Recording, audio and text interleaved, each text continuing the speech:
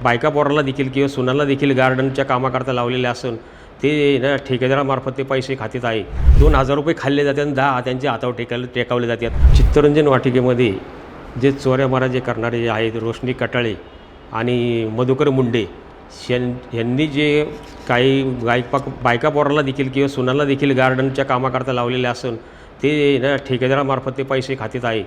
तर त्याची चौकशी व्हावी किंवा त्यांनी जे चोऱ्या केल्या असेल त्याची सकल चौकशी होऊन किंवा गैरहजेरी ज्या आहेत चाललेले आहे सगळं गैरवर्तन चाललेलं आहे हा सगळं बाहेर संपूर्ण निघालं पाहिजे. किंवा ठेकेदाराला ते जे लोक आहेत ते ठेकेदाराच्या लोकांचं जे पगार जे आहे हे 12,000 रुपये जे पगार देतात ना त्यातून 2,000 रुपये खाल्ले जातात आणि 10 त्यांच्या हातावर टेकावले जातात. अशा लोकांची प्रकरणं जर बाहेर निघाली तर त्या लोकांना देखील काढून टाकायच्यात. ते अशी बरीच लोकं आहेत आणि परमनंट लोक देखील आहेत ना त्यांची देखील चौकशी व्हावी तिथं.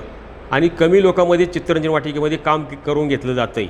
आज एवढं काम पडते लोकांना, लोक रिटायर आल्या तरी त्यांच्यावरती दबाव टाकून हे कर ते कर असं करून ही रोशनी कटाळे आणि मधुकर मुंडे जाणूनबुजून त्यांना द्यायचा प्रयत्न करीत आहे. मागच्या वेळेला आमची जी एक माळी आहे बोत्री माळी म्हणून त्यांची कोथरूडला उद्यानामध्ये बदली केलेली आहे तर ते फाशी घ्यायला लागले होते. चित्तरंजन वाटिकेमध्ये कटाळ्याची आणि त्यांची भांडणं झाली म्हणून फाशी घ्यायला लागले होते म्हणून त्या माळ्याची देखील बदली करून टाकली त्यांनी. तर आम्हाला रोकठोक महाराष्ट्र न्यूज यांनी आम्हाला न्याय द्यावा याच्याकरता मी इथपर्यंत आलेलो आहे. रोकठोक महाराष्ट्राला सबस्क्राईब करा आणि बेल आयकॉनवर क्लिक करायला विसरू नका.